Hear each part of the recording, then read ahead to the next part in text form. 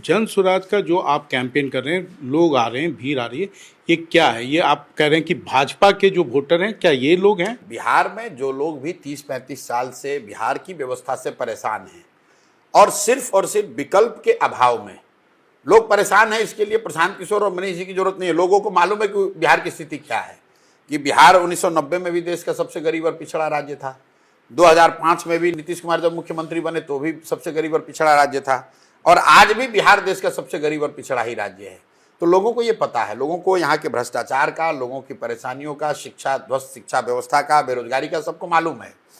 अब जब वो वोट करते हैं तो उनके पास जब विकल्प नहीं होता है तो लालू जी के डर से लोग नीतीश भाजपा को वोट कर देते हैं, और मोदी जी के डर से मुसलमान लालू जी को वोट कर देते हैं। उनको पहली बार एक सशक्त विकल्प के तौर पर एक ईमानदार प्रयास के द्वारा बनाया गया जनसुराज दिख रहा है, तो लोग उसको देख रहे हैं, उसका मूल्यांकन कर रहा है, उसको देख जांच परख रहा है।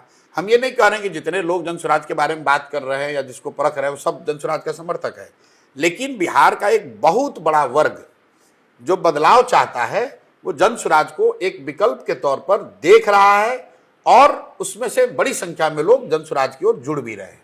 लेकिन क्या वो वोट में कन्वर्ट होगा? मैंने बिल्कुल आपको बताया कि भाई वोट में कन्वर्ट होने की प्रक्रिया क्या है। पहले लोग विकल्प के तौर पर आपको देखें, फिर उसकी चर्चा करें, फिर उसके बाद ये तय करें कि वोट देना है कि नहीं। सीक्वेंस तो यही होगा ना।